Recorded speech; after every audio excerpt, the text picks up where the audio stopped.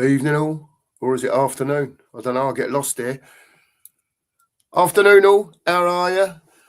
I was going to say, and I've got it mixed up in my head, the afternoon after the evening before. That was what I was going to say, but it didn't come out very well.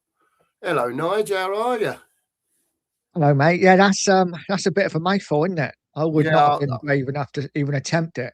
I said it about 10 times in my head sitting here before as the show's coming on, I thought I'd get this right, and it just went totally wrong, mate. Mine goes Oh, blank. Yeah. totally wrong. Totally wrong. Well, it seems like the mood has changed a little bit, Nige, in the Tottenham Hotspur Mm. community, shall I say? I don't know, really. Yeah, it was a really good result last night, mate. And I think a lot of us were quite shocked, to be honest. It seemed like, how can I put it? We had basically the 11 that we had fit out, Mm. plus Moani, plus a load of youngsters, and Yeah. Borussia Dortmund were coming to town, and even though we got a decent record against them, I think I would say the majority of people thought we were going to get beat. Everyone that I spoke to, generally, I think the best result out of it was a draw. I didn't see many that thought Spurs would win, but they did win. And what's your general thoughts, Nigel, on last night and, how it went? Yeah, I'm the same as you, the same as I think probably everyone. We all thought that it was probably going to be one game too many. Frank was on his last legs. We're all amazed that he was still there, but this game would be the final nail in the coffin. He would be gone because we would get absolutely stuffed. Bare 11, plus a guy on the bench who can't be asked. And yeah, we were all talking before the game, weren't we, about Bergvall and Gray and how, we were worried about them two in the middle. What do we know about football? They were fantastic, and as a team, we played probably the best football since Man City away. I must agree, Nigel. I must agree. I was shocked. We'll get on to the players in a minute. Just briefly, do you think that almost Thomas Frank was forced to play like that last night with the players that he had at his disposal, rather than the very pragmatic way, I would say, that Spurs have been playing recently? Especially first half. I thought first half we looked like decent, Nigel. I was really pleased first half. What did you think, mate? Yeah, I'm not sure whether I go along the same lines that he was forced, because I don't think any of us expected Jed Spence to play left wing. When the team news come out, I think we all thought it would be Porro who would be playing. Spence would be right back. Porro would be pushed up. Yeah. Again, what do we know? Listen, as much as we've been slamming Frank, I think we got to give him a bit of credit. I think his tactics were absolutely spot on. I do think it helped a little bit the fact he didn't have that much choice. But yeah, I think, listen, that I've been saying Frank out for a while now, but you have to give him credit. Whatever he said in the dressing room worked before the game, whatever tactics he let out. Maybe it was very much a situation where Frank thinks, I've got absolutely nothing to lose here. I might as well just go for it. I think he maybe thought he was going to get sacked too. Let's be honest, this was his game, wasn't it? This was the game. If we lost, he would have gone. Yeah. So yeah, maybe as a manager, he thought I got nothing to lose, so let's just attack. Yeah. Listen, I thought we'd get turned over 3-1. When you looked at the two teams that were out on the pitch last night, and the form that Dortmund have been in, the form that Spurs have been in, the home form Spurs have been in as well. Like I say, I didn't know many that thought we'd win. I'm absolutely delighted that we got over the line. I'll tell you what we'll do, Nigel. We'll talk about the players a little bit. We'll start at the back. And your thoughts on Vic last night? Vicario is is a concern still. Listen, he didn't have a lot to do, did he? One save, I think, in the whole game, and that was in injury time at the end when he tipped it over, which was a pretty comfortable save. He still really worries me with his feet, Mm. but it's a clean sheet. I can't be too harsh on him. He's not the keeper for me. I'd like to see him replaced in the summer, but I would have given him a solid 6 out of 10. He did okay. Yeah, yeah. Fair enough, mate. That's fair enough from me. Yeah, you remember last night, Dortmund hooked one right up in the air. Do you remember? And I'm going, come on, Vic, catch it, come out, Vic, catch it. Yeah. He does, mate. It's not so much his shot stopping. I think he's very good at that, but he bothers me at corners. I think he's got a bit better than what he was last season at corners. Yeah. But when he's got that ball at his feet, mate, on the edge of the 18-yard box or 6-yard box, do you know what I mean? And his legs almost seem like they don't move quickly enough in time. And then when he does get time to hoof it, he can barely get it past the halfway line. He is very Lloris, isn't he, with his feet? Lloris couldn't kick the ball very far either. He's very similar. Yeah. Fair dues, though. So, we give him a 7, Nige, last night? Yes, 6.5. 7. Yeah. Barbaric says, please, for the love of God, Enoch, get some players through the door. Absolutely, Barbaric. It's a nightmare, isn't it? Okay, Nige, we'll move on to Pedro Porro. Thoughts on Pedro last night? Paul, I think he had one of his better games for Spurs. Yeah. Again, he's another one that I wouldn't be bust if we sold him in the summer. But he played well last night. He did well. He did everything right that he had to do.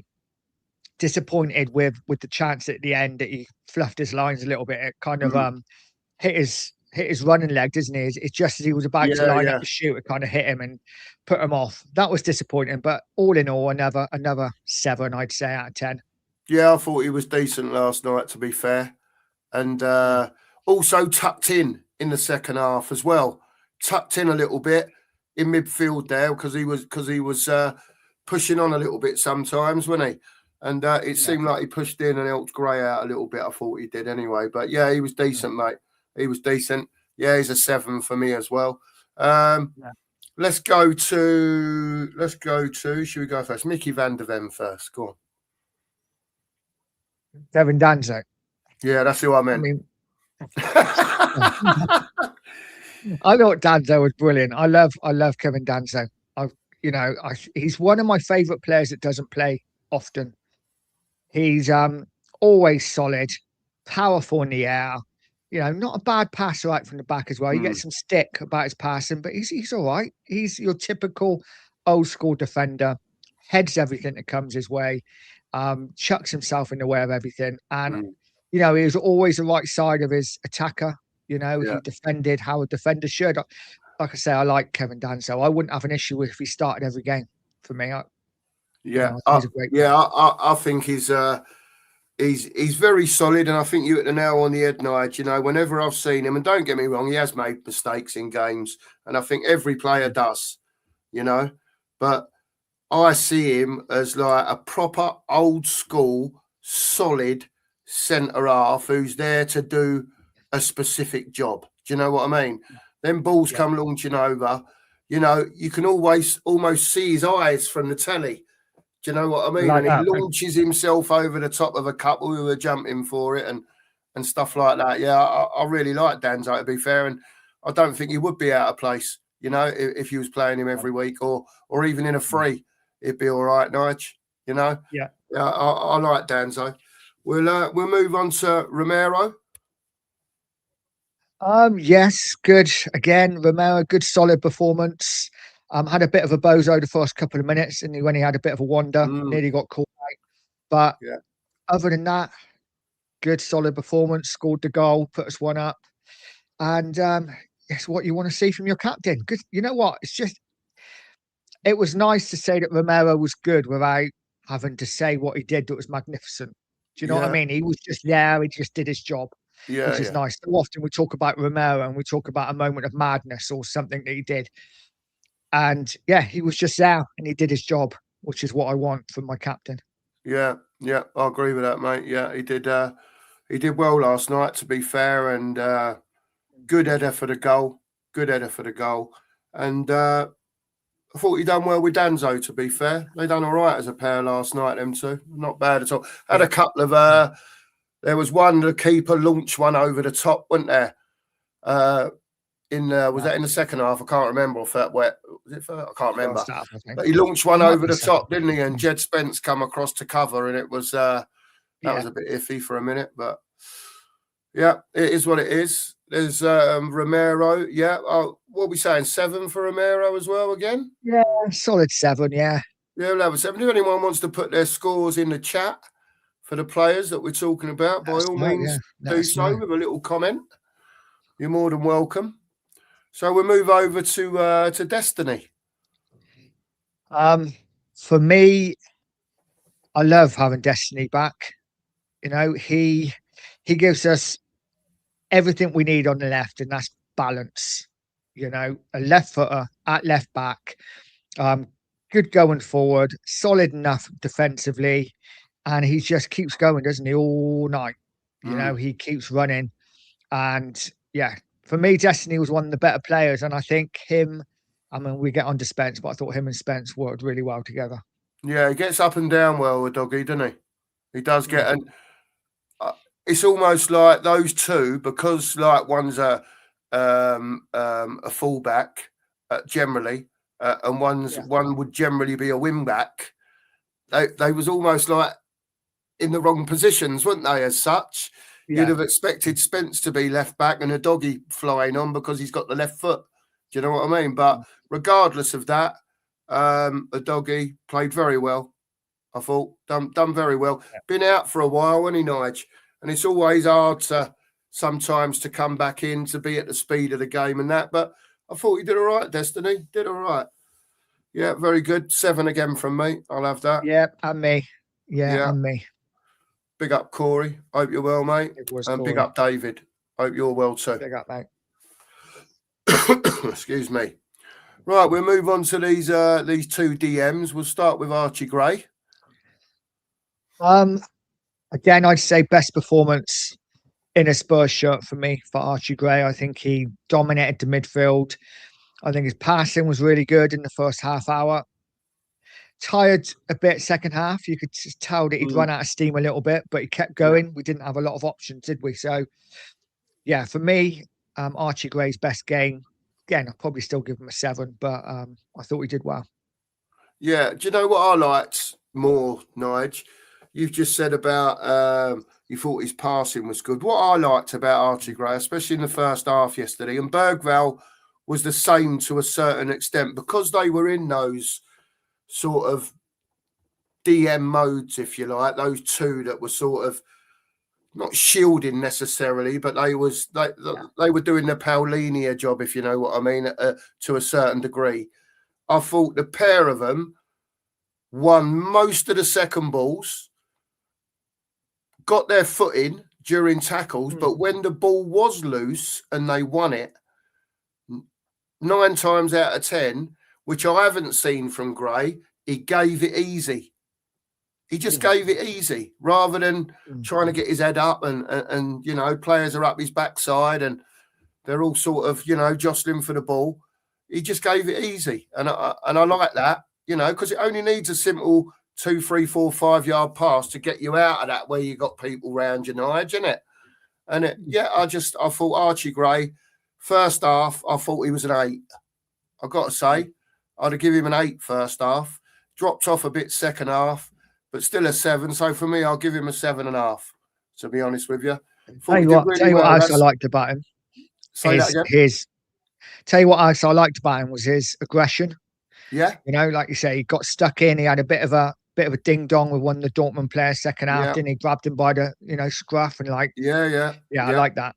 Yeah, we need that in the centre of midfield. And we do need it. You're spot on, mate. And I don't mean like every time he goes in to tackle, he's got to go and grab the geezer around the throat either. But you know, what led up to that. If you watch what led up to that, the geezer, right, has come in from the side, and Archie Gray just moved. He took sort of half a step, and all you see was this bloke's leg coming in, like at an angle, sort of. It wasn't quite a stamp, but if it had been a bit more vicious, yeah, you would have classed it as a stamp. Yeah. Do you know what I mean? And I don't know if he caught him a little bit or something, and that's what made him turn round and have a bit of a don't pop at you? him. But, You know, as a player, I mean, you've played before, and you know if someone's trying to hurt you. You know, even if they make contact or not, you know if something's gone on. And so I totally get it. Yeah. So very good from Archie Gray. Yeah, I was very pleased with Archie. Well played, mate. Well played. Because, you know, I'll be the first to slag him off, mate. And I have done plenty of times. But you know what this channel's all about. We see it, you know, we say it as we see it. And if it's crap, it's crap. And if it's decent, they'll get told they're decent. And that's it at the end of the day. Big up to Ben. Thanks for popping in, mate. Got to be done at Burnley now. Ben saying Danzo is a bit like Dawson, apart from the 90-yard diagonals. Very true, Ben. Very true. Oh, we've got a visitor. I better let him in. Here he is. How you doing, guys? Hello, Stel. How are you? All right. Yeah, I'm good. How are you guys? You all right? Yeah, we're not bad. Still, we're not bad. We thought I'd burn a bit of time because I when you weren't here at 4, I thought, oh, he'll be in soon. He'll be all right. So we started talking about individual performances last night, Stel, and we just got up to Archie Gray, and Nige said he liked what he saw last night, especially first half. I was pretty much the same. Fell off a bit in the second half, but obviously we dropped off a little bit. And was doing a little bit of a different job. But what did you think of Archie Gray last night, Still? I thought they were all good. Yeah. I thought pretty much every player did put in a good shift last night. Kept the ball moving. Possession was much better than normal. Gray done well. Gray did well. They all did. It was a team effort last night. Yeah, definitely. We just whiz through them quick still as we're going. Yeah, generally they did all do well. Bergvall, Nige? Yeah, good performance. It was nice to see that he wasn't everywhere. He kind of kept disciplined, which is nice to see because we know what Bergvall's like. He likes to be all over the pitch, shouldn't he? So it's nice. It was just a disciplined performance. And again, nothing special, 7 out of 10. Did his job. And I'll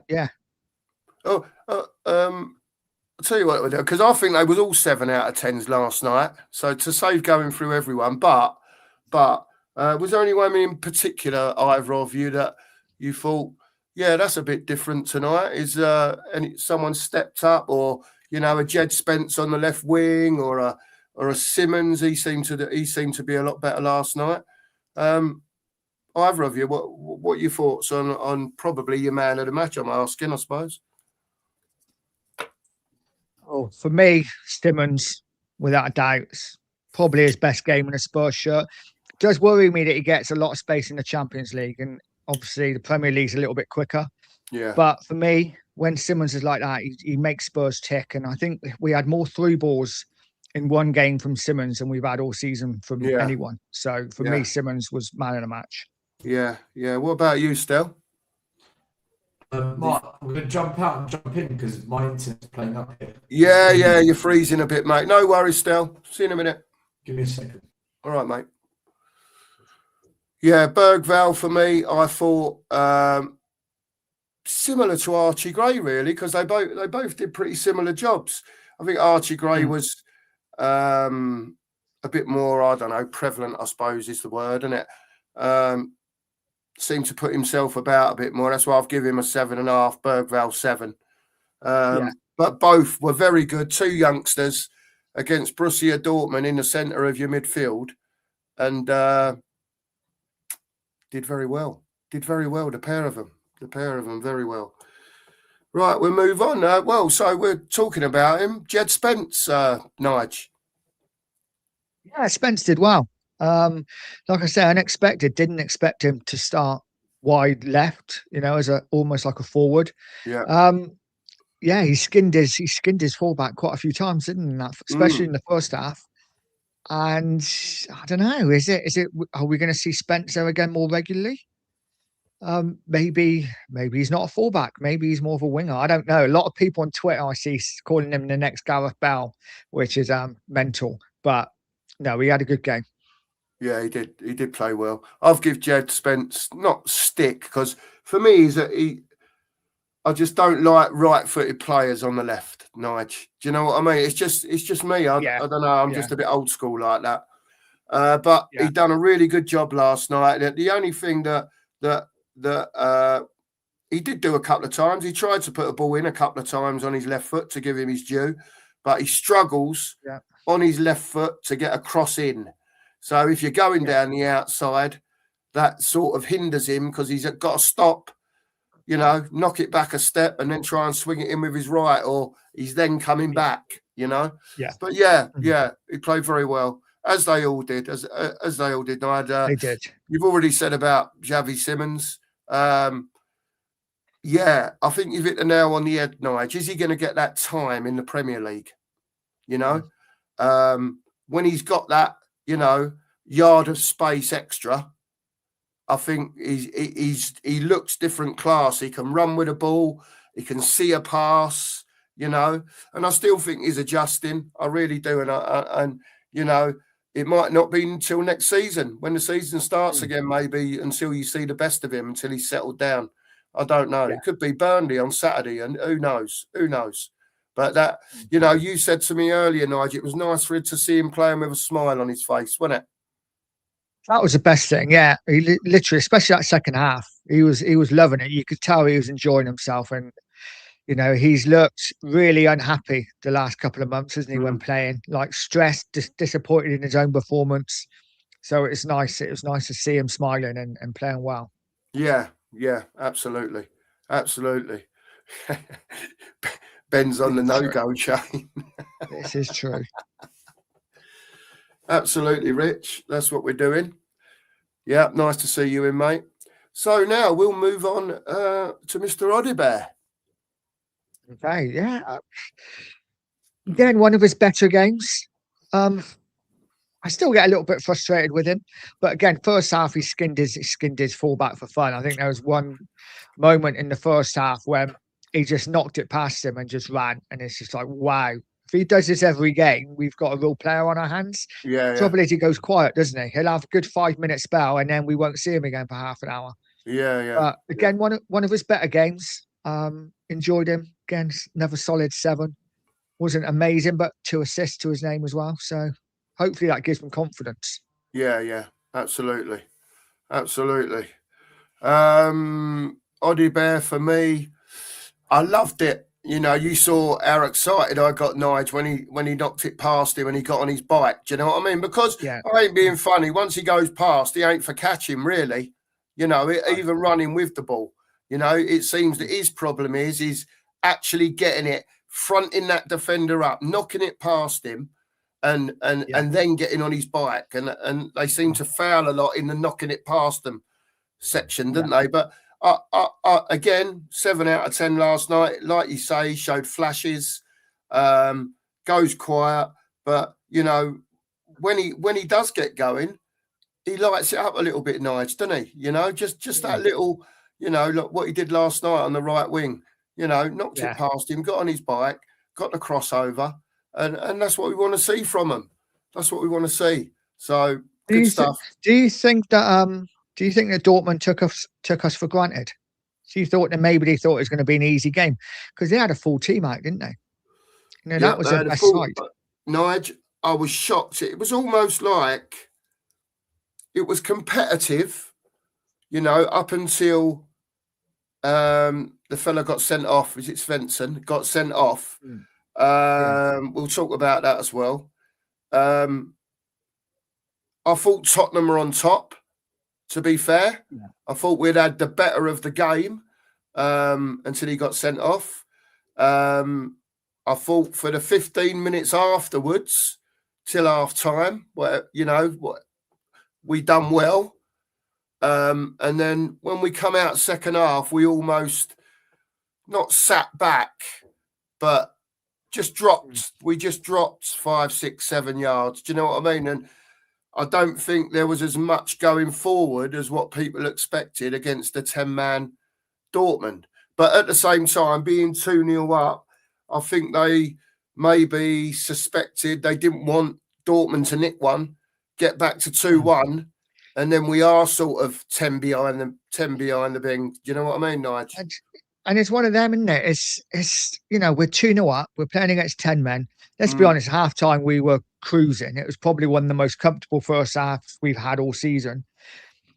But we're also down to the bare bones. So why go out and exert yourself too much?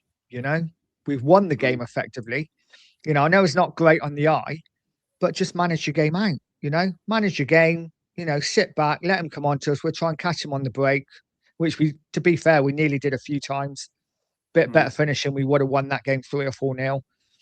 I just think, second half, not a great spectacle, but I think Spurs did absolutely everything right. Fair play, Nige. Yeah, I just thought we saw it out well enough without any danger from them. They had that effort near the end. But to be fair, first half, I thought that, I thought we were going to be in for it last night. I thought Dortmund were going to have the ball. And, like a bit like the West Ham and the Villa games, Nige, and just play little triangles round us all night and move the ball up the pitch, wait for the opening and bang. Do you know what I mean? But it really never happened last night, and I was quite shocked. I was, I don't know what it was. I don't know if they gave us more space.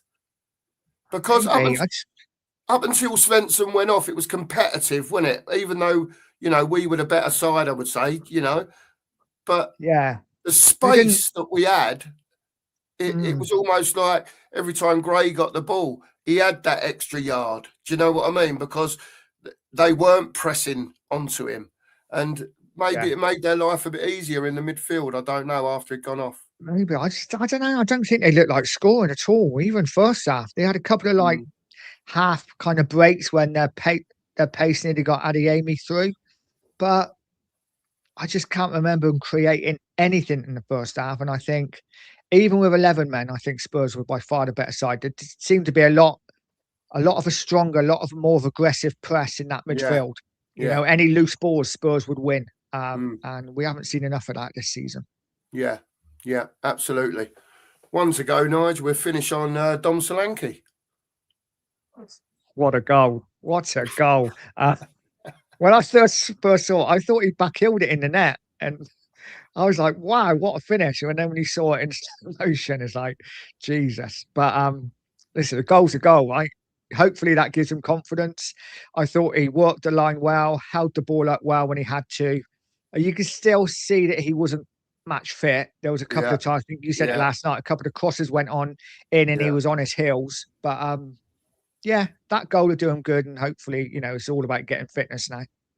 Yeah, absolutely. Yeah, he looked a bit rusty, to be fair, I've got to say. But like you said, Nike, he worked hard. He got a bit of luck for the goal, to be fair, because on another day it might have hit his heel and bounced out. Do you know what I mean? Back out behind him or something, But brilliant, absolutely brilliant. Done his job. Really, really pleased. Pleased for all of them.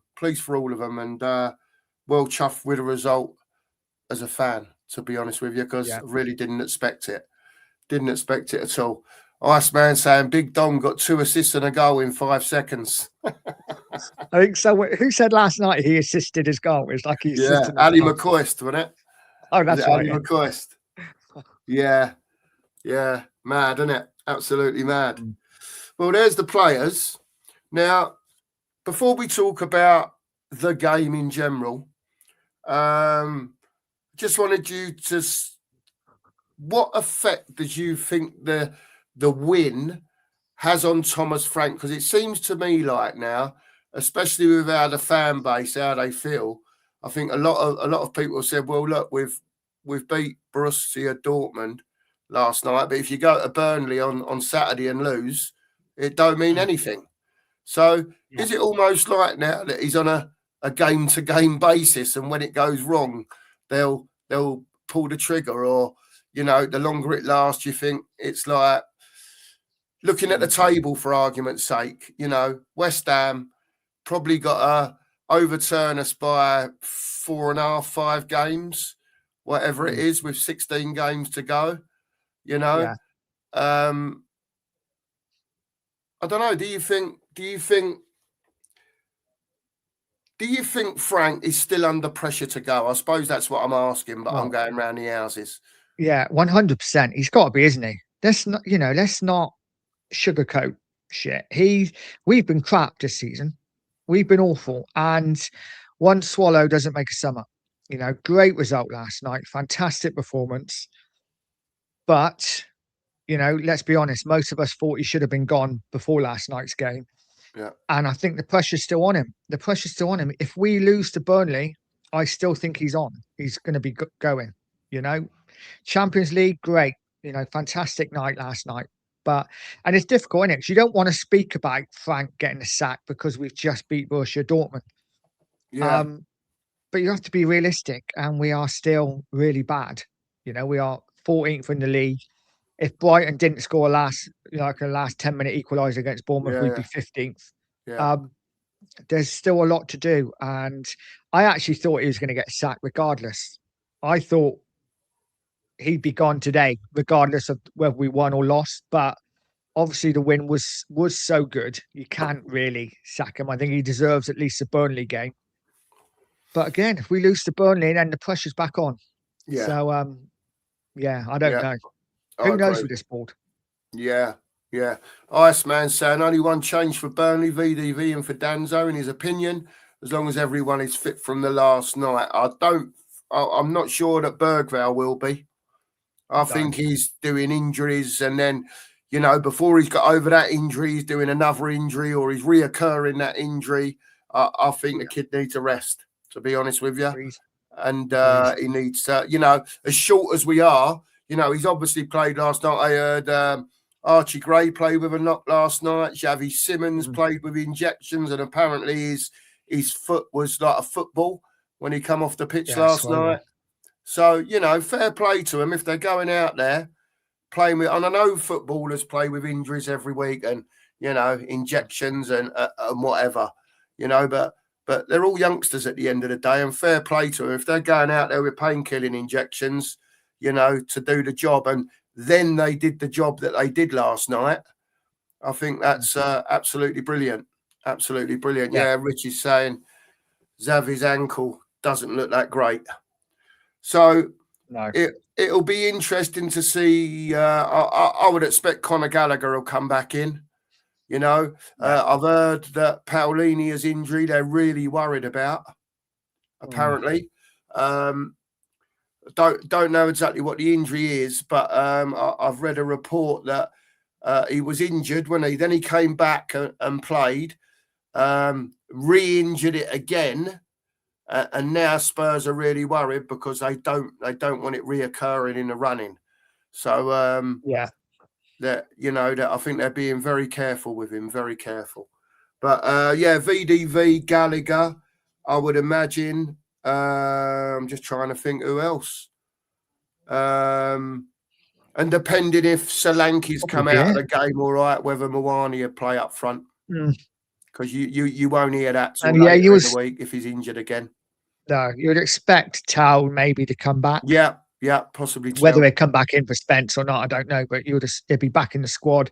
And of course, we got Dragoshin back in the squad as well. So we got 3 or 4 players back that were just unavailable because they were cup tied. But yeah, absolutely. So worst ways, it fills the bench back up again with seniors, Nige, doesn't it? Yeah, definitely. Okay. Well, I almost feel like he's on a. I've got to say, I feel like they're either staying with him and they've decided he's staying. We don't care what the fans are saying. He's staying, and whether they back him or not is a different story in this transfer window with, I don't know what it is, 10, 11 days to go and still no sniff of anyone else coming in the door.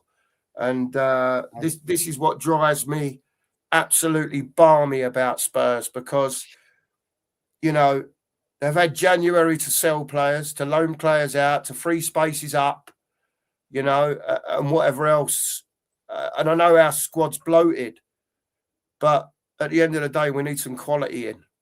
We've got to get some quality in. And, you know, don't get me wrong, it showed last night that they can do it. Do you know what I mean? But we know Spurs of old. Can it be done week in, week out? You know, and then you might do it for 6 or 7 weeks, have a blip, and then you'll go bang, go and do it for the next 10 weeks, and then you might have a blip, rather than this week we're good, next week we're crap, next week we're good, and then we're good the following week, and then we're crap, and then crap again. Do you know what I mean? So, you know, it's just getting into that cycle with the confidence. I'd imagine that would give a lot of those players, and especially the youngsters last night, Nige, a lot of confidence. Yeah, I mean, we definitely need bodies, don't we? We're at least 2 short. You know, we definitely need a forward, whether that be a right or a left winger. Don't care which side. We need somebody with real quality, and not just. I don't just want to see a squad filler. I'm hearing, obviously, just by watching YouTube and stuff, that we're linked with Curtis Jones. Yeah, I would take him in a heartbeat. I think he's a top player. Mm-hmm. But yeah, we just need some bodies and some quality. And if we get that, then I think we've got half a chance. The worry is, though, with Frank's future in the air, what are Spurs going to do? Is this going to be an excuse not to buy anyone? Listen, they can't. Listen, Curtis Jones is about 20, 25 million quid, mate. They'd be balmy if he wants to come. They'd be balmy not to do it for me. Yeah, I agree. You know, I'm not saying he's the greatest. Just get that out there, but he's better than what we've got. You know, he's a Premier League winner. He's at the prime age. What is he, 24? 24, 25, isn't he? Something like that. He's only what I'd call not a youngster. He's the right age. The main thing is, with forgetting the age, he's been with a top club. He's played lots and lots of games for that top club. You know, I saw people say about him, oh, well, he didn't play a lot for him. He played, I don't know what it was last year, 33 Premier League games last year. Something like that. You know, he's experienced. He's won things. You know, why wouldn't you want him? I'm not saying he's a leader, but he's a decent footballer. He's a very good footballer. Yeah, agreed. We just answer this from Thomas Nige. What happens if Burnley beat him? He's been a fan for 60 years. Clowns run our club. What'd you say to that, Nige? I can't disagree with it at all. Big up, Thomas. Listen, Burnley beat us on Saturday. Saturday we're playing it. Then, for me, same as, you know, if Dortmund beat Frank, has to go. We cannot keep losing in the league and dropping down the table. And he's absolutely right. Clowns do run our club, but sadly, there's nothing we can do about the people that run the club because they're not going anywhere. You know, they're not going anywhere. The only thing we can change is the manager and the players. And if it's not working, then for me, we have to do it. Yeah, I was at the protest last week, Thomas. I went down for the protest, and the problem is that even though it was, I think it was about a week before, 10 days before, everyone was saying, you know, protest at the West Ham game. I went down there, and to be fair, I was there from about 10:30 in the morning. The protests weren't until I think it was 2:00 they started. And there was plenty of people milling around, Thomas, from early doors. The lads with the scarves, Stell's lads with the scarves, they was all set up at 11:00, had the scarves. They were collaring people as they was coming past, explaining what it was all about and that type of thing. And then we walked out at 2:00 and there was about 150 people there. So shocking. And this is the problem, you know. We had the protest, the last big one. You know, there was probably about 2,000 people there, and the problem I've got with it is, Thomas. I went to the game on Saturday. It's the first time I've been to a game since Enoch took over, and I'm just fed up. I've seen it for so many years, Thomas, that Tottenham either half-heartedly do the transfer window or they'll sign a big name and no one else Do you know what I mean? And they don't build a squad. If you're really lucky, you'll have a quality 11, but you won't have anything behind it. You know? And I just don't trust Enoch to do it. You know? I went on Saturday. I won't be going again until they're gone. Beautiful stadium. Loved it. Wonderful place. Wonderful. Must be a wonderful place to play football. I mean, the pitch is just an absolute carpet. An absolute carpet. Unbelievable. That all the stands. What I didn't like, and I know it was probably because we was losing, and big up to you, Thomas, by the way. What I didn't like, it was very quiet for long spells. And you never really got that in the old stadium. Do you know what I mean? You used to get the odd 5-second pause, but there'd always be someone else starting a song again, especially up in the old shelf or down in the park lane, you know? And I found there was lots of, 1-2 minute pauses, and it was definitely quiet in there. Definitely quiet. Yeah. But lovely stadium, enjoyed it, enjoyed the day. But until we Nick are gone, I ain't going again. And that's the end of that. That was the thing, Cookie, wasn't it? Back at the old White Hart Lane, when even if the game wasn't the best, you would get the Park Lane and the South Side singing to each other. Yeah. And, you just don't get that anymore. No, you don't, unfortunately. And don't get me wrong, when they do get going, when a goal goes in or, a close effort or whatever, it's noisy. I don't dispute it's not noisy. It's just the general noise around the stadium. When it goes quiet in there, I was sitting up in the South Stand and all I could hear for a good minute was West Ham fans singing down the other end in the corner. Yeah. And in the old days, when you heard the away fans, the next chant was going to block them out. Do you know what I mean? But it doesn't seem to be like that. I don't know. Thomas saying we need a striker and 3 other players. We need lots. Thomas, we need lots, mate. Jimmy's in the house. Big up to you, Jim. Hope you're well, mate.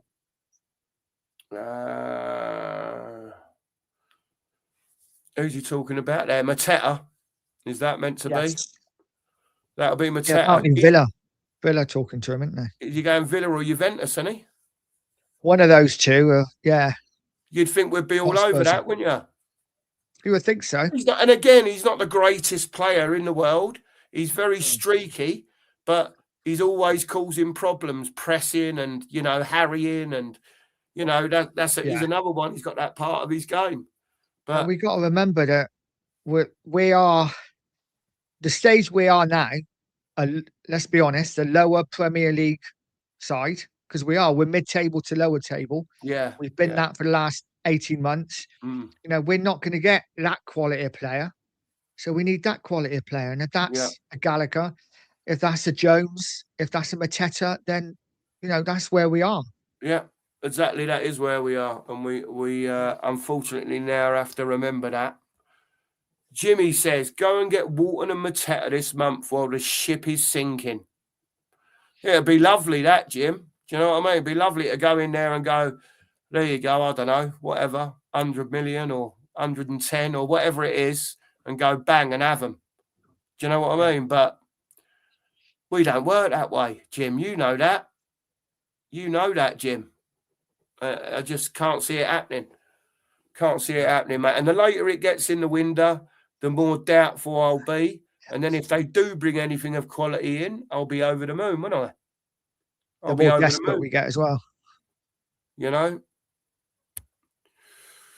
Iceman can see another 17th and a Champions League trophy. Take that all day long, Ange 2.0. I mean, I would take that, all day. That would be very nice, Iceman.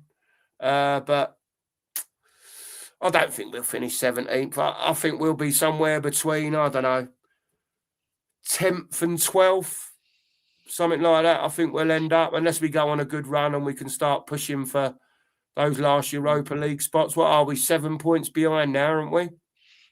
I think so, about that. So if we want to go for that, if he wants a bit of Conference League or Europa next year, he's going to have to push on a bit.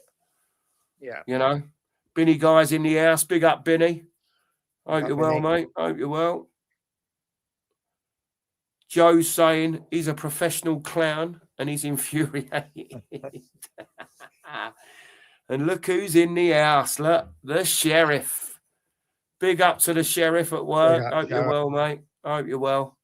Don't do too much, fella. Don't do too much. Ice Man saying it's a wonderful place to play football for the away teams in the Prem. They absolutely love it. I should think they do, mate. I should think they do. My word. It's just like I was up the back in the south, and then when you're looking down, it just looks like a billiard table. Yeah. It's absolutely, it just looks like a bit of green baize. If you didn't have the white markings on it and the goals, you wouldn't know any different than the corner flags. You wouldn't know any different. Absolutely sublime it is. Beautiful. I'll keep popping here through these, Nige. We've got a few to go through. Jimmy's saying, the truth is we have an awful lot of tourist fans who are there for corporate purposes, who eat and have a few beers and therefore are not genuine supporters. Agreed, Jim? Absolutely. Agreed. The prawn sandwich brigade, as Roy Keane used to say, I believe. I think there was 9,000 empty seats last night, I heard someone say. It's a lot of money they're losing. That's a lot of money. You're sort of, 52,000 there last night, was there? Something like that. I noticed that one of the stands, the camera didn't quite pan up there, but it was one of the upper stands. It looked empty. It just looked empty, the whole thing. So I don't know if there was just a sporadic few or something. I don't know. What's Thomas saying here? Fair play to use. Was watching Robbie Keane in the 207. Oh, yeah, Bell. And how it's changed. Yeah, it's changed. Football's changed tremendously, Thomas. We've got robotic football now, unfortunately, and 95% of the time. All shoe football, trying to break down low blocks every week. And it's hard work, mate. It's hard work, especially when you haven't got the attackers. But, yeah, it is what it is. And now, can you believe, the doors on Joe's car have blown off, Nige? Has he got a little flower that squirts water as well? Probably. Big up, Joe. Ice Man saying he's seen something today regarding Kevin Shard at Brentford. If that's how you spell his name, I haven't seen. I haven't really been looking, though, to be fair. Because if anything serious comes up, Ice Man, it comes up on me blower. Do you know what I mean? So I know, not, a lot of the time I do look. I go and have a look, and I'll be on Google having a search and whatever. But I haven't seen anything. But I don't mind Sharda. I don't mind him. He's okay. You take Sharda, Nige? Spurs? I mean, yes, I would. Also, there's also news that Spurs could prepare a surprise £25 million bid for West Ham winger Somerville. Can't see that happening. No. For me, that's a no. Somerville's done next to nothing at West Ham. One good game against us, but Chardier, he looks decent, doesn't he? He looks decent. Yeah, he does look decent. That's very good. Can you talk for a sec, Nige? Oh, sorry. Yeah, just bringing me a cup of tea. Thanks, sweetheart. That's all right. Yeah, the Spurs Express are reporting that Spurs are preparing a £25 million bid for Somerville, West Ham. Okay. But the only thing I'll say about Somerville is, Nige, when we played them last week, I was there. And what I noticed about Jared Bowen and especially Somerville, they was getting it out wide, and Somerville was not afraid to have a go at the defender. And on a couple of occasions, I think more than twice, he got down the line and got balls in. I think he's one of them. He's got a bit of pace about him. He's especially quick over a few yards. Do you know what I mean? You're 10, 15 yards, got a burst of acceleration, which I noticed. And again, I think, Nige, that Somerville's okay, to be fair. I think he's still learning his trade.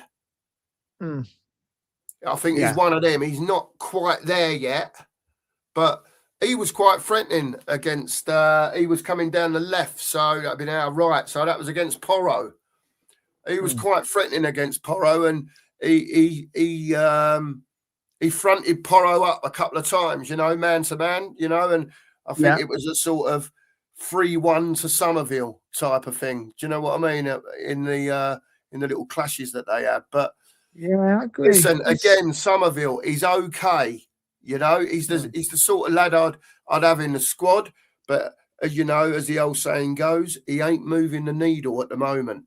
No, for me, there's a Tower and there's a Somerville. There's not a lot of difference. And let's be honest, mate, I think you or me at our age could probably give Porro a run for his money. Probably, mate. Probably. Yeah. He's not the best defensive. I would have done back in the old days, Nige. I'll tell you. Yeah, Barbaric says, keep smashing the likes and sub if you haven't already. Get over to Nige at Pure Coys and do the same. Yeah, we'd appreciate it. If any of you haven't subbed, when we started to stream, we was only 5 away from 700. So if there's 5 of you, 4 of you, 3 of you, or even 2 of you, or even if there's only 1 of you that haven't subbed, please do. We're going to start trying to get the content out there regular. I know Nige puts something out every day, whether it be a short or it be a short video or whether he's out live. So get over to Nige, hit the notification bells on both channels if you don't mind, and you'll see more from us. Definitely. Thanks, Barbaric. Appreciate it, mate.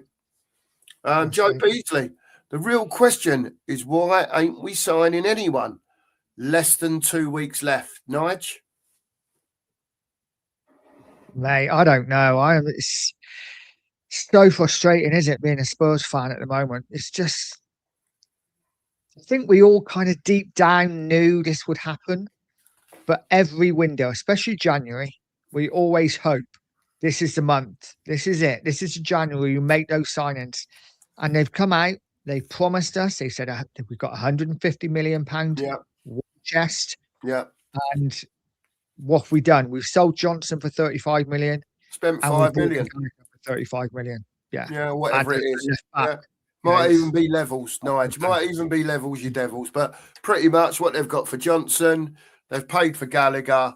We've got an 150 million war chest. We've got, I don't know what it is, a week, 8-9 days of the transfer window to go. And as usual, ENIC have done nothing. Yeah. Just like they do every other year. And don't get me wrong, you can go way back. Oh, we signed him, but we signed him, and we signed him. But we very rarely build a team. When you look at it now, are they buying players for the style that Thomas Frank wants to play? We don't know, because we don't know if he's going to stay. So the only way you get round, Nige, if you don't know if the manager's staying and you don't know who's coming, generally the only way you get round that is to get quality players in, because quality players will be able to adjust to different managers. Yeah. It's when you're not buying the quality, when you're buying an inexperienced youngster, that they can't get to grips with that stuff. It takes them a lot longer. Also, the problem is I agree with you. If you buy, we need to buy quality. But if that quality that we're putting bids in for is like, well, who's the manager? Well, Thomas Frank. Is he going to be the manager next week? Don't know. Yeah, hopefully, if we win. If we lose, maybe not. I just don't see real quality coming in, because who wants to join a team when they just don't know who's going to be the next manager? And this is what I was going to say to you earlier, Nige. Is this the perfect scenario, as usual, for ENIC not to spend any money? The thing with it hanging over Frank's head, the generally disappointing performances, then the decent performance last night with not reserves. They were first team squad players. It was a decent team that was out there. We was worried about midfield, but 15, I think, first team squad players injured or not available or whatever the, scenario was. Yeah. So I don't know. You would think they would have done something. You would have think they would have done something, wouldn't you? But we're not seeing anything different. We're not seeing anything different than our Enoch play it out every time, Nige. Yeah. You know, And there's always an you're excuse. you know, you can go back to the Poch days. We were 1 or 2 players, 2 squad players away from, you know, possibly winning a league or a Champions League. You know, forget the mistakes he made. You know, we were there. We were there. We had a team that played beautiful football. We had players in the team where you'd look at and you'd go, yeah, class. Yeah, class. And it took time to gradually build them up and get there. But they, I suppose, what would you say, Nigel? What will we have? 13 or 14 in that squad? And then we go back to the big drop off again, where they didn't just make that final step to get that extra 1 or 2 in. You know, and now, since then, we've bought substandard and the levels have dropped. And this is what people have to understand.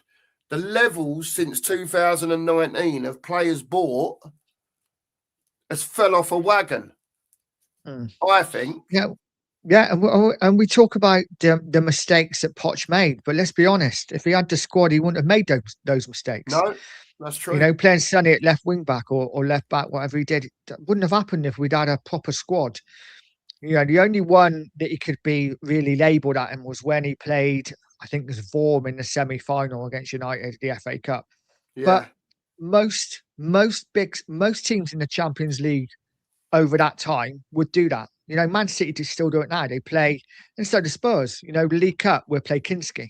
You know, most bigger sides do that. They play their second keeper throughout the tournament. So, but yeah, we're so short again. Yeah, I agree, mate. Luke's in the house. Big up, Luke. Big up to you, mate. Iceman saying he had a stadium tour last summer and got to go pitch side. The pitch is unbelievable. The stadium. I agree with you, Iceman. Yeah, I agree with you. But trouble is, Iceman, I don't know how old you are, mate. I'm getting on towards 60. So I've been following Tottenham for the best part of 50 years. Right, my first game was 1972. So growing up and as a young adult, I was, you know, very used to White Hart Lane. And for me, White Hart Lane will always be the home of Tottenham Hotspur, as lovely as the ground is. And I'm, you know, I'm disappointed that White Hart Lane's gone. But at the same time, I'm glad we've moved into a stadium where more people, more supporters can go and watch us every week, you know? Yeah. So it is what it is. I'll always have memories of the old White Hart Lane as a kid, you know, as a 15-year-old watching Tony Park save that penalty, winning us the UEFA Cup up the shelf, you know, going to Wembley, seeing us beat City, replay as well. First game of replay, and same for the QPR games, watching master technicians like Glenn Hoddle playing football. You know, it's just unbelievable, mate. Unbelievable. And I I was going to come on to this, Tim, man. We spoke about this briefly. Sorry to change subjects, but we spoke about this briefly, Nige. And to me, the obvious place is a south stand, isn't it? It's got to be, isn't it?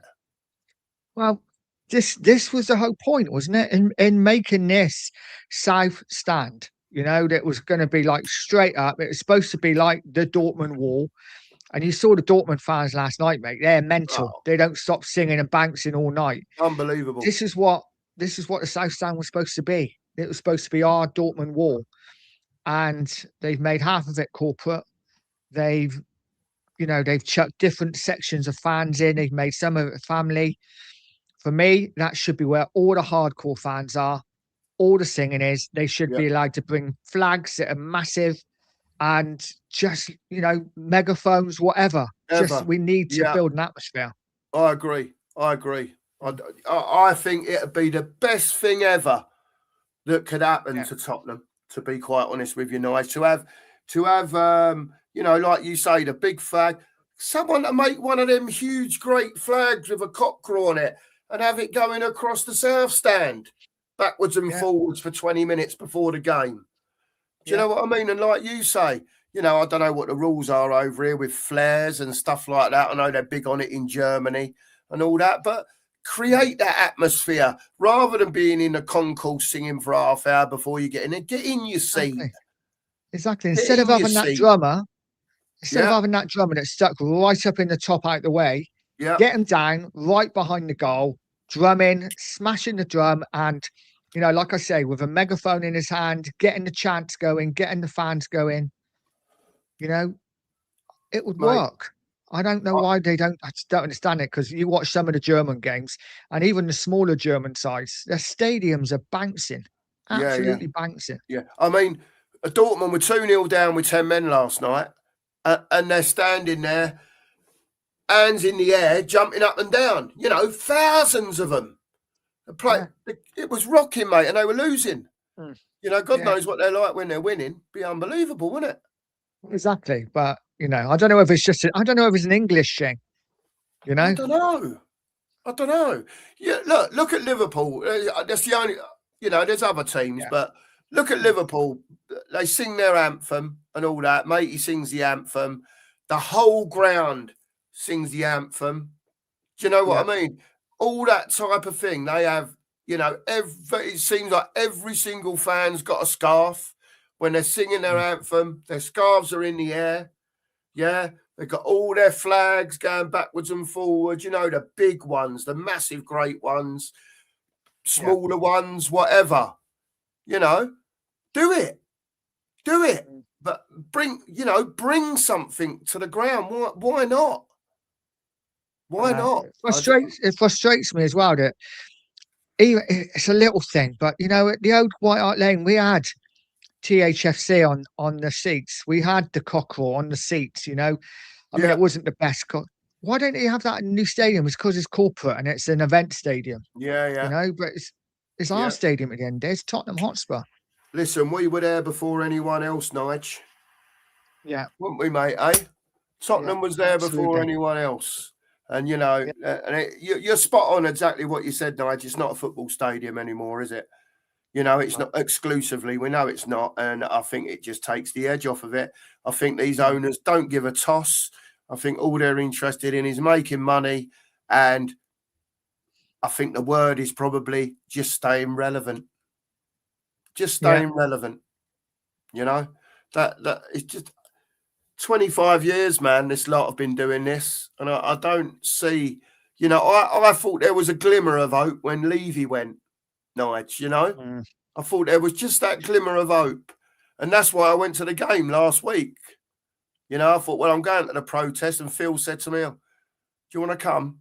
I thought, I might as well. Why not? Go and have a look inside the stadium. Everyone keeps telling me how wonderful it is. I've got to go and have a look for myself. And then this transfer window just goes on like it is, and I sit here, mate. I sit here at night, and the missus will be watching the telly, and I've got Tottenham going round in my head. Do you know what I mean? Nothing's changed, Mark. What? And I'm fighting with myself.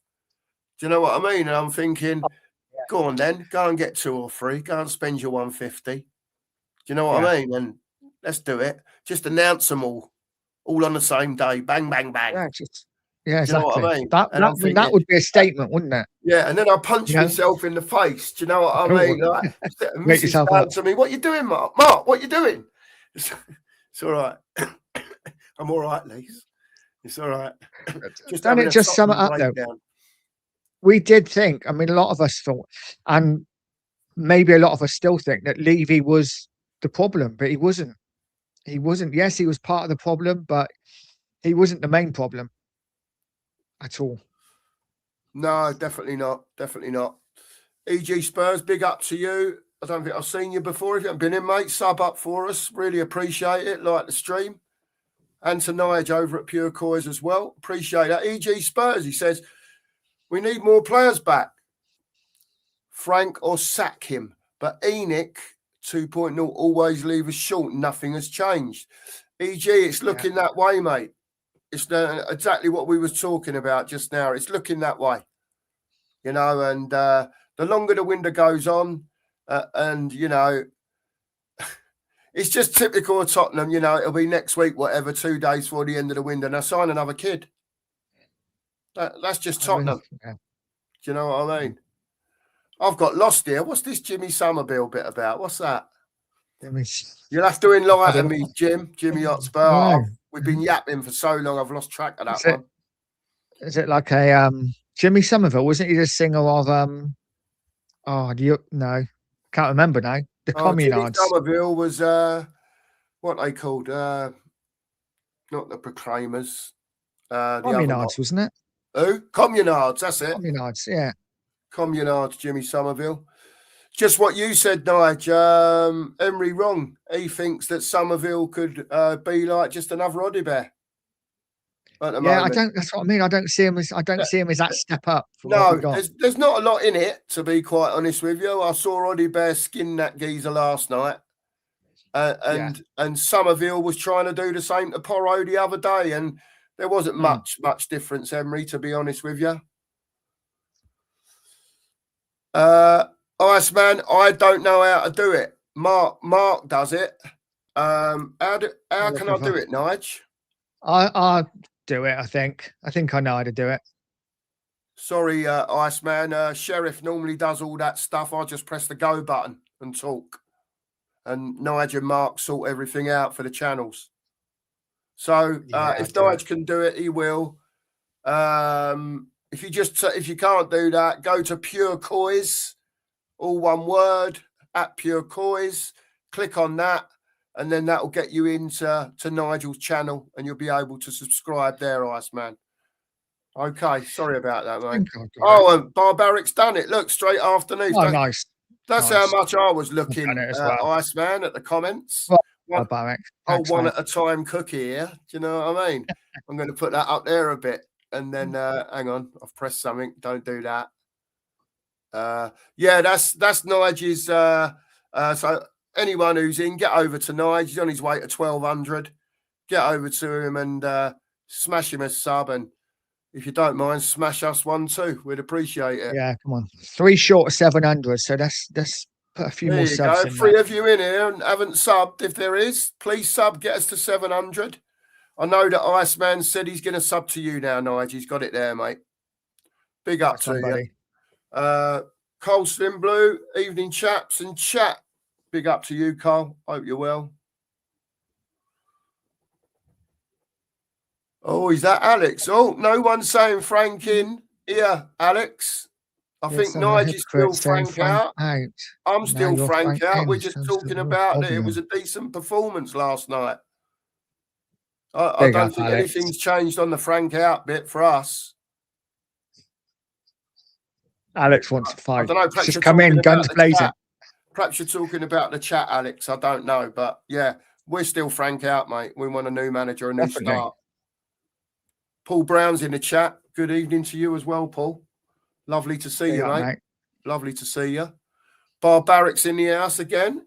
Posh scared Enoch. They were fearful of him getting over the line because they didn't want to invest and sustain it. Good. There you go. There you go. Probably a Moussa Dembele away from winning that Champions League, I would say. If he had stayed, I think we might have had a different story, but still the squad was too thin. Barbaric, we needed 2 or 3 in, to be fair. But it is what it is. It's gone now. There's nothing we can do. Here he is.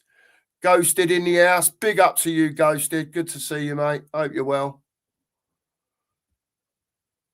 Binny's in. Mark, you're right. All this pretense. Yeah, it's a shit show. Absolutely. And Leslie's in as well. Big up to you, Leslie. Hope you're well, mate. Frank said he won't be bringing in anyone just for the sake of it. They will only bring in players who he sees can improve us. And that's exactly what we want, Leslie, by the way. I can imagine plenty of his targets have turned us down. Who knows? Because they don't tell us. They don't tell us nothing, Leslie, do they? I just want this season to finish, to be honest with you. And whoever's in charge upstairs, I want them to come out and tell the supporters a plan. That's all I want. Whatever that plan is, that it's their club, they can do what they want. But just like at the same time, everyone who goes pays £100 to go and watch them. So surely, you know, don't come up with a fluffy statement like you did in the programme the other day. Talk to us. All of us.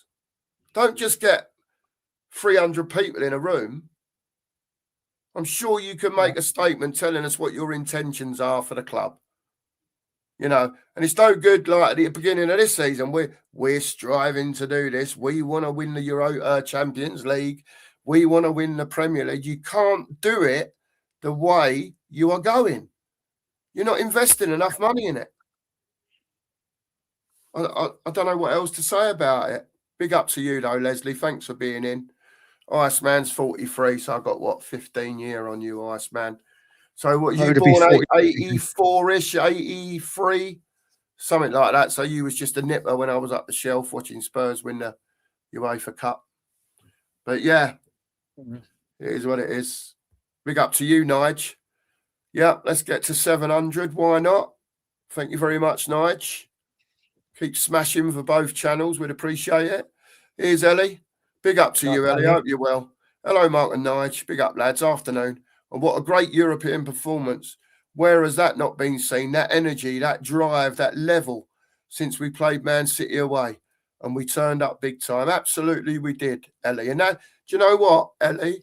I think you've hit the nail on the head there with when you say that energy and that drive, which equates to me for that passion. You know, and I think no one minds Spurs losing because you're not going to win every game, you know. But as long as that passion's there, you know, from them 11 that are on the pitch, whoever it may be, as long as that passion's there to wear the shirt and perform for your club, you know, I think, you know, that helps more than anything.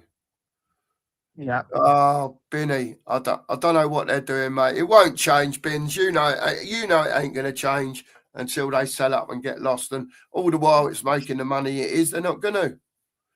They're not going to, mate. Do you know why I'm so frustrated? And it's, even though last night was brilliant and it was so nice to see us victory, I just felt a little bit empty, and I still do a little bit like, ugh.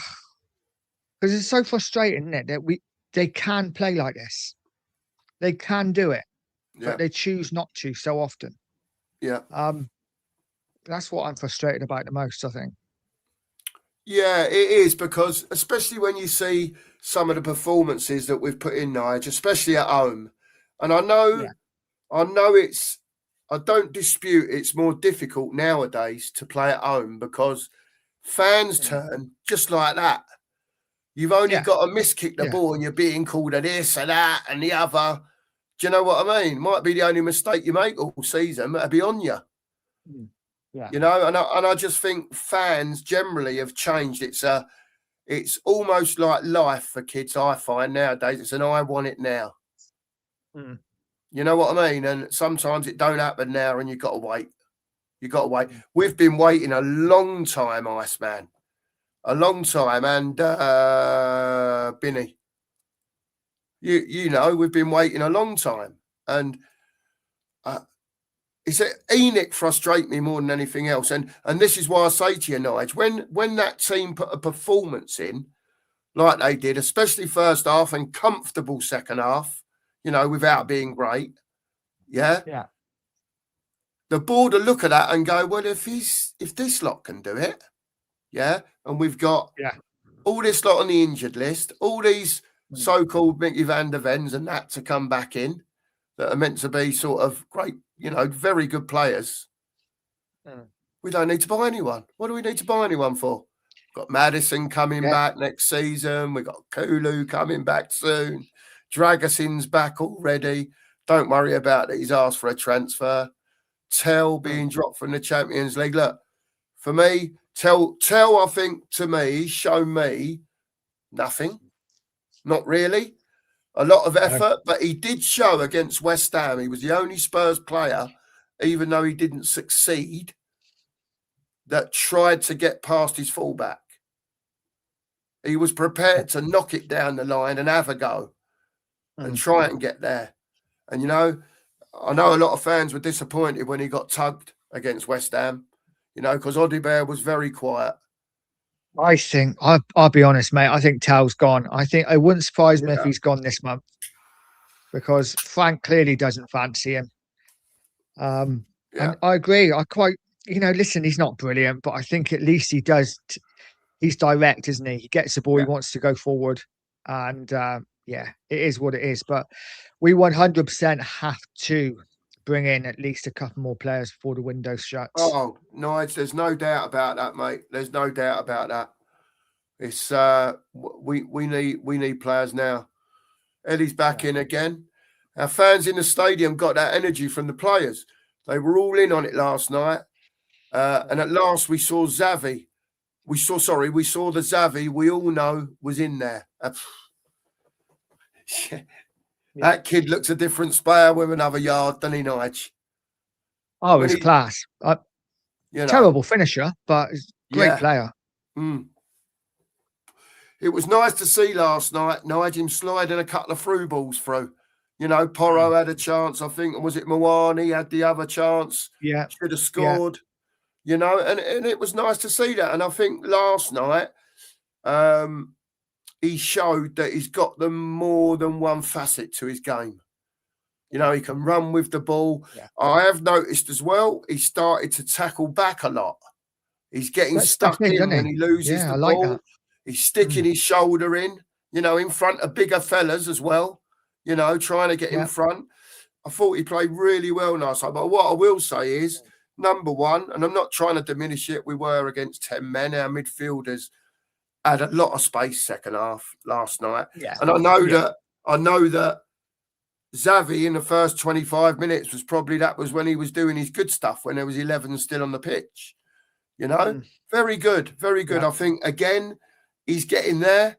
He's adjusting to the pace slowly of the Premier League.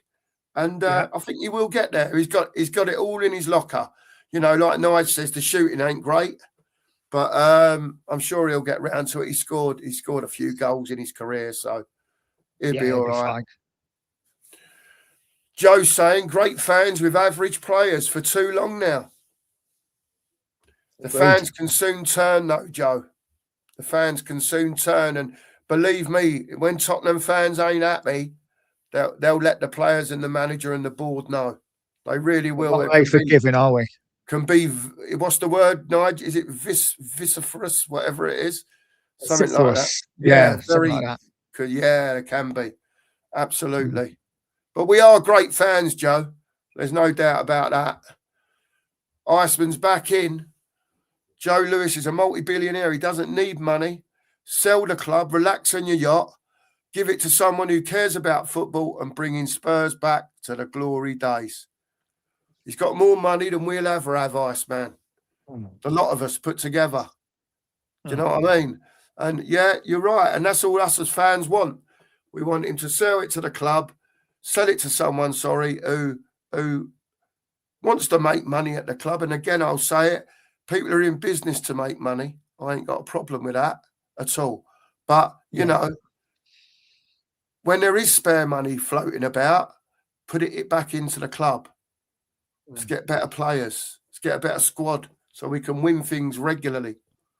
Corey's in the house. Big up, Corey. What should have alerted Spurs fans is when this ownership took over from Sugar and said, we're here to make money. Hence, that being the reason why I never went again. Because if he'd have said, Corey, we're here to make money and invest in the football, it's a different story, isn't it? But it is what it is. No edge, isn't it? It is what it is. We can't do anything about it, can we? Sadly. Who said we were signing Somerville, Jim? Did we say that? We were just talking about it. Yeah, we said it. Well, I said it earlier on. There was a report on Twitter that we were going in for. Oh, right. Sorry, Jim. Yeah. Nige saying there was a report on Twitter about it. So, yeah, we was just talking about him generally because I went to the game last week. So I was just talking about Harry. He tries to stand Porro up and knock it past, and he's quite speedy over that sort of 10 yards. But he's another one. He has trouble actually getting it past. Not him getting past, but getting the ball past. But he did run Porro a couple of times. So he's just another one of them. He's got a long way to go, mate. He's got a long way to go. What's Val saying? Hello, Val. Need to relocate the away support and reconfigure. Agreed. Agreed. Currently, the opposition get too much encouragement. Stick them up in the corner somewhere. Yep. Yep. Just like Newcastle do. Yeah. Yeah. It's a great view anywhere. So it don't matter where you put them. Do you know what I mean? Make it too comfortable. Make it too comfy for the away fans. Yeah, man. And the away players. Stick them up the top in a corner somewhere out the way. Yeah. Do you know what I mean? Make it more of a home feel. They've got to shout louder then, haven't they? But I'm still the same. I think they should almost make the South Stand an ultra stand. I know without the, without that side of it, but, not proper, that's the wrong word, but hardcore fans that are there every week, season ticket holders that like to, get up, cheer, wave their flags, all that sort of stuff, get them in that South Stand. Make it rock. Yeah. Make it rock. Yeah, exactly. Are you all right for time, Nige? You all right for a bit? Yeah.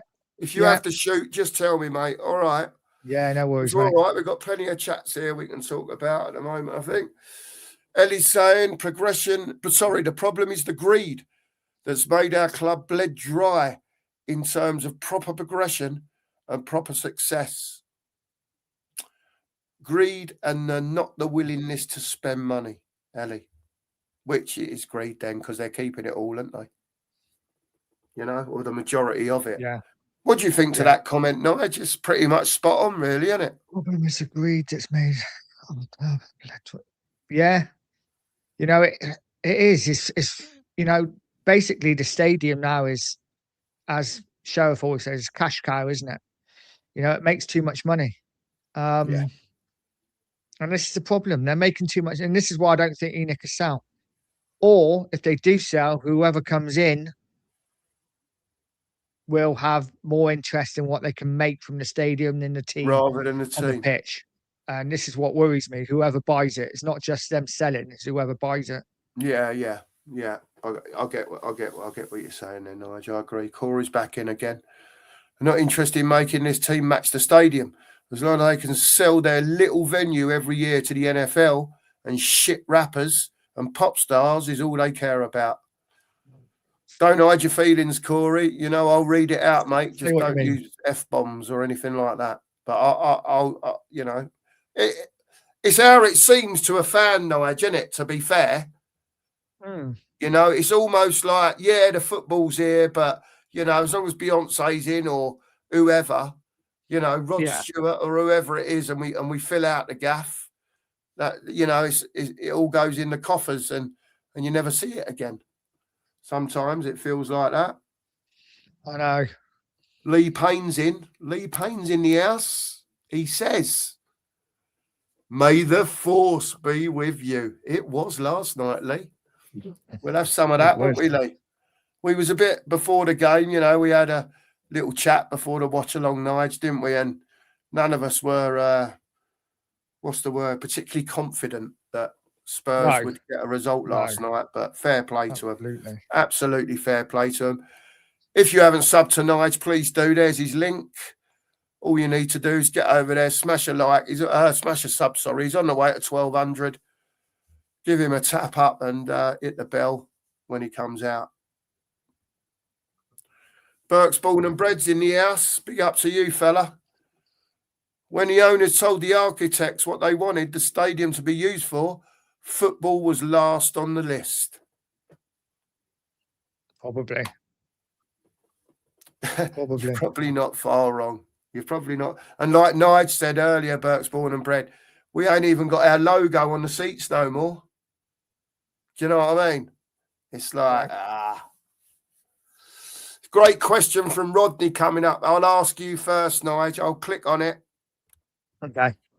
Nige and Mark, where does Spurs go from here? And funnily enough, on my little sheet here, I've put, I don't know if you can see that. I don't know if you can. As one of my questions, Rodney.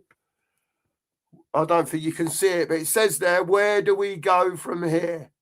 I wrote it down before the show started. Nige, over to you, mate, while I roll a cig. Honestly, I think it's going to be a long, long season. I don't know. I don't think we're going to know until maybe the summer. I think if Frank loses his job over the next couple of weeks, whether that be after the Burnley game or after the Man City, Man United, whenever we lose our next load of games, Yeah. I don't see us getting a new manager in. I think we're getting interim in. I think it'll all be now geared towards the summer. Mm. So I think it's going to be a painful 6 months ahead for Tottenham. And hopefully we'll have positive news in the summer about where we go. New manager, hopefully, new direction. Find a style of play, like I've been saying. It's all about identity for me. Pick an identity. We are Tottenham Hotspur. To dare is to do. We don't dare enough. So for me, let's start daring. Let's start doing. Get an attacking manager in. Start buying some proper players, and the fans will get behind you. That's all the fans want, isn't it? The thing is, Nige, what I don't get with them, I know it costs a lot of money to build the level of squad to go and win Premier Leagues and Cups and whatever, right? Yeah. But we are big enough to do that. I'm sorry I keep putting my head down. It's where I'm thinking what I'm saying. We are a big enough club to do that.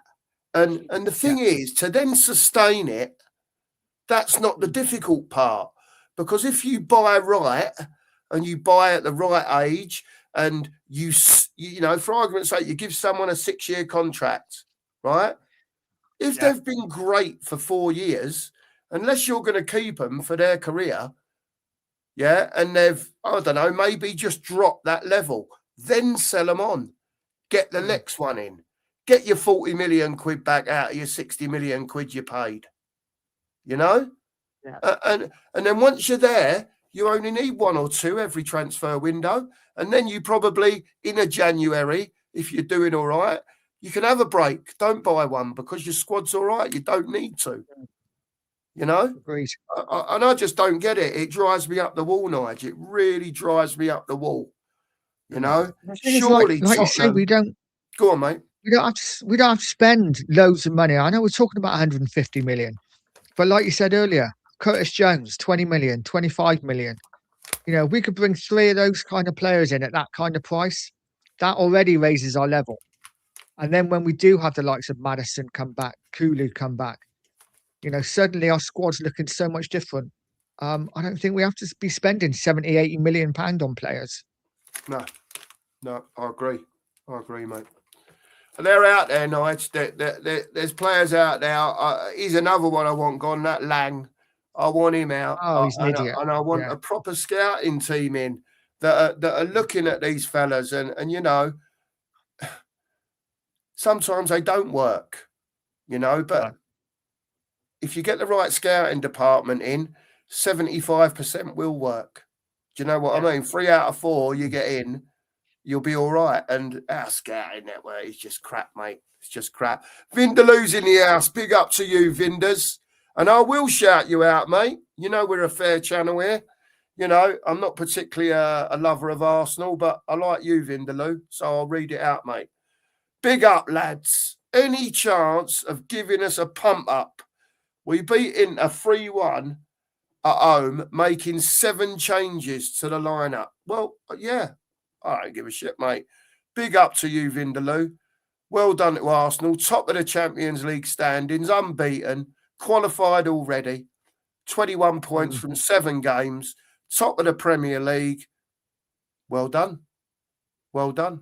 You've built a squad. It took a long time. Yeah? It took a long time, but perhaps this is an example. I don't know. And this is another reason why I brought Vindaloo's comment up, because you can, from this comment, we can say, well, hang on a minute. Arteta's been there 5 years. He's in season 6 or whatever he's in now, 5 or 6. And he's finished 8th, 7th, 6th, 2 seconds or 3 seconds. And they're probably going to win it this year. You know, and they're going to give it a go in the Champions League as well.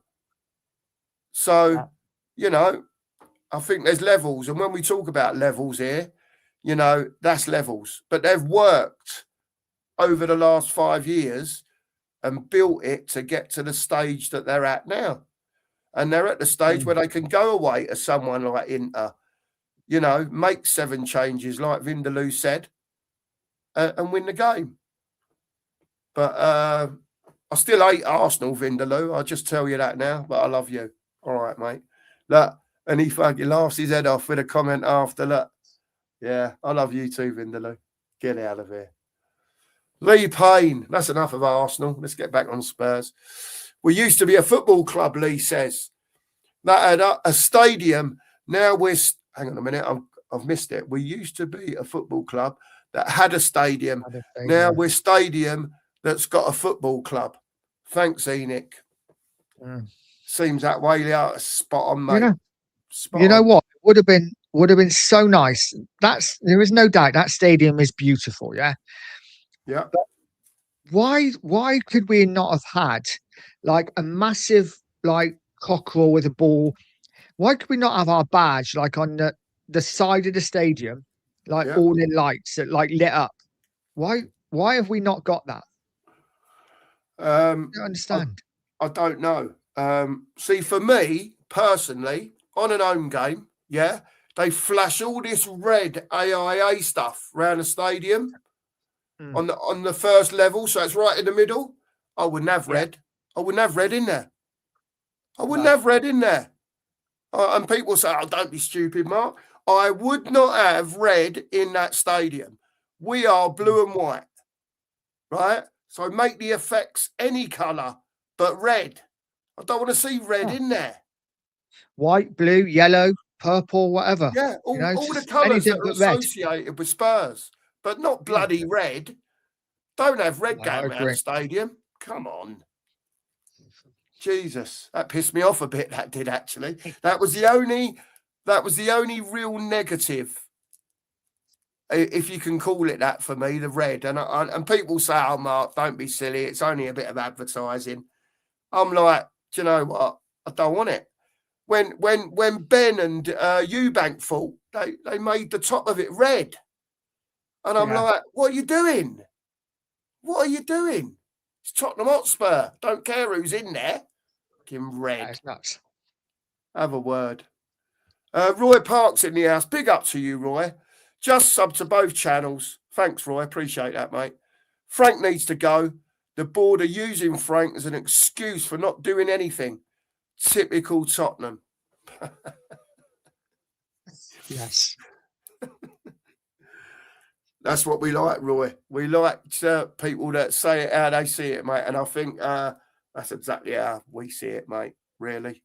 But yeah, at the same time, Roy, you know what it's like at Spurs. And I'm sure you're the same. As disappointed as you might be with the board and the manager, you got to get behind the lads when they're on the pitch. You know, you have to get behind them. You have to get behind them. Big up to you, Nige. We've flicked through quick. Frank has aged 20 years under his eyes. I've got a great cream for that, but better is if we play like we did last night, he'll sleep well. Absolutely. Davy Jones, Frank out all the way. 1 win isn't enough for him to stay. I personally can't see a positive way out. Interesting. Agreed. Alex is saying, no, just get rid of Vinay and Lang and get proper leaders. Yeah, I agree with that. Alex. You know it's got to change upstairs before it's going to change anywhere else. You know, if the tea lady was brewing up shit tea, you'd get rid of her, wouldn't you? You would, though, wouldn't you? You get someone else to do it. If everyone was complaining that the tea lady was dealing up shit tea, right? You're not going to drink it. I want a new tea lady. So get a new DOF or whatever he is. Vinay is a gooner mole, says Ellie. I'm just going to shoot through that. How far am I behind? I'm miles behind. I can't read all them out. Jesus. Be here till 6 o'clock. I didn't realise I was that far behind. Sorry, everyone. Yeah, we'll have that one from Nige. Please keep subbing, everyone. Ricky Villa's in the house. What I'm going to do is I'll just have a scroll through and see if I've missed anyone. Big up to you, Ricky. He was in the watch along last night. Thanks very much, mate. Nice walking into work this morning. Always a bonus when we win, as the Ajax fans love giving it when we don't. Big up to you, Ricky. I hope you give them a bit back, mate. I hope you give them a bit back. Yeah, we touched on this earlier, Lee. Ain't spent anything, mate. Sousa, whatever he cost. That's it. Tim Man saying, guys, when was the last time we made a signing that showed ambition and intent? These owners are taking the fan as mugs. 25 years, Tim Man. But as long as fans fill their pockets, nothing will ever change. No, absolutely. Spot on, mate. Vindaloo, I'm surprised after yesterday's win how many believe. Oh, don't, Vindaloo. Don't. Madness, We're in it to win it. Xavi ran 50 yards to make that tackle on Adeyemi. Brilliant. Yeah. Sorry if I'm missing your comments. I'll bring Roy's up. The reason we don't want to spend is raising expectations. Yeah. If we got substantially better, they would have to keep investing, which Enid won't do. It's a good point, Roy. It's a good point. Right. Vindaloo says if you think he's annoying, smash the like. Absolutely. And Corey agrees with us. Yeah, stick them up in the rafters like we did at the old White Hart Lane. Yeah. Absolutely. Away fans, as far away, the furthest point, whatever it is, stick them 9,000 up there. Yeah. Tottenham have the rest. Done. And get that South Stand banging. Get it banging up there during the game. Finders has gone. Just looking again. Got to the bottom. Norm's in the house. He says if Frank can keep us away from the relegation zone, give him until the end of the season. Nige?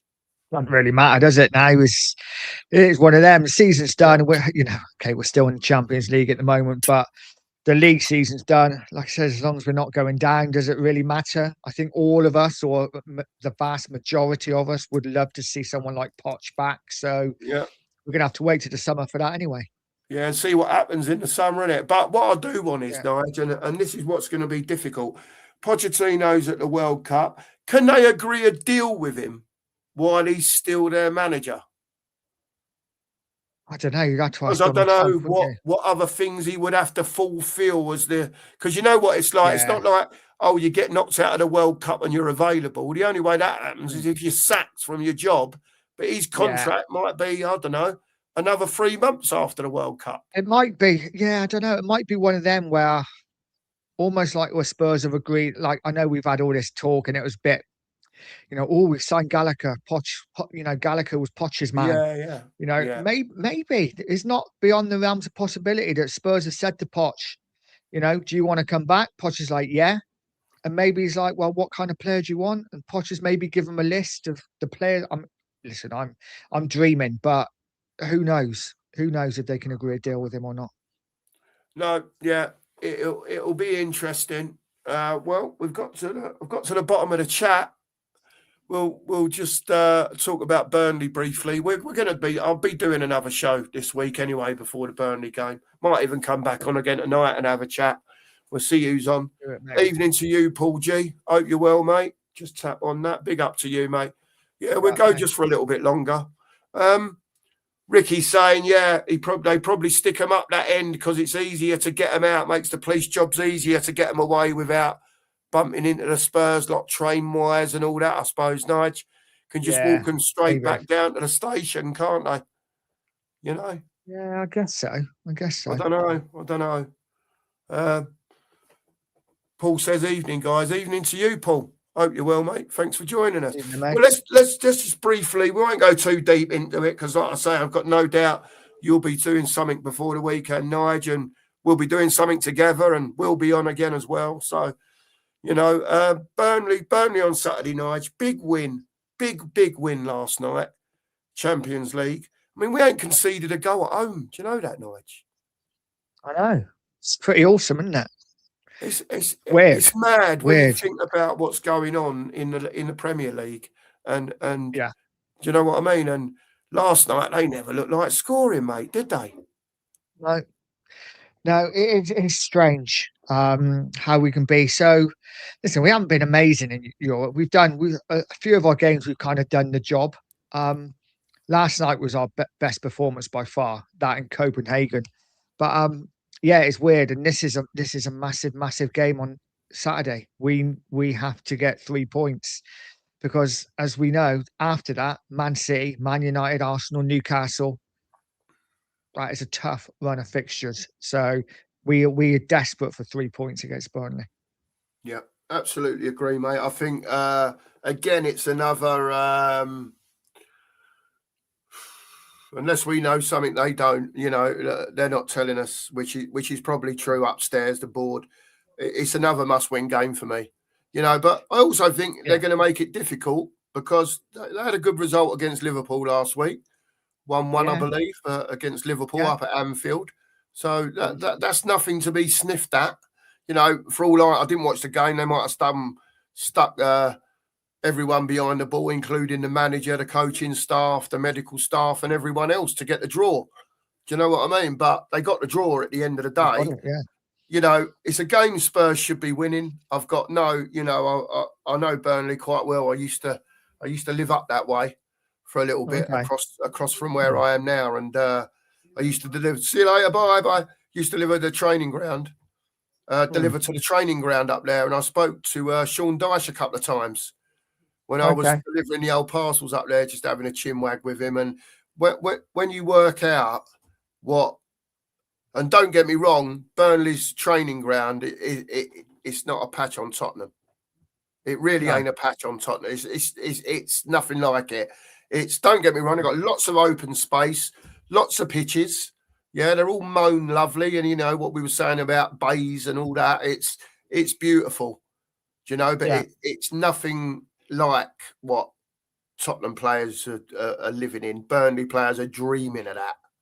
Absolutely dreaming, But at the end of the day, they've got they're losing games. Don't get me wrong. They're at home. I've got no doubt they'll probably come out and have a go at us. They've got nothing to lose, have they? They're at home, and it's up to us to get hold of that ball and start knocking it around like we was last night. And I want to see a bit more of that. I've been fed up for 2 years of watching our players bust their balls to win the ball and give it, and they just give it back again. Just give it back again. And last night there was a bit more of busting their balls to win the ball, and they kept it. Do you know what I mean? Not every time, but they kept it. Yeah, no, I agree. I think is like I said, it's a must-win game. We can't. For me, it's not even a draw game. We have to go down and win. And Burnley, they're not great. They don't score a lot of goals. They don't concede a lot of goals. And we're pretty decent away from home. So I think we go out there and win. I think we will win quite comfortably in the end. Maybe 2-0, 3-1, something like that. Yeah. But yeah, I think it's comfortable. Should be anyway. Yeah, absolutely, mate. Well, we're going to end the show here. You doing anything else tonight, Nige? No, you're going to have a break. I don't know if the Sheriff might want to do one in a bit. We'll see who's on later on. We might jump back on. If not, I will do my best, and I'll get on the screen tomorrow at some stage. If Nige is about, obviously he's more than welcome. And I know Sheriff don't get home till about 7 o'clock, so we'll see how we go. But we'll do something tomorrow. We'll whip something up, and we'll get a show going for you. Thanks to everyone who's been in today. Really appreciate it. Really, really do. We've had, decent for us today. 35s, 40s in the house. So really pleased with that. Thanks very much. Love to you all. Love to you, Nige. Big up to the Sheriff. He's another one busting his nuts sitting in the driver's seat. Sorry, I had to say that. Love you, Sheriff. Love to you all. See you all soon. And as always, come on. Come on, you Spurs. You Spurs.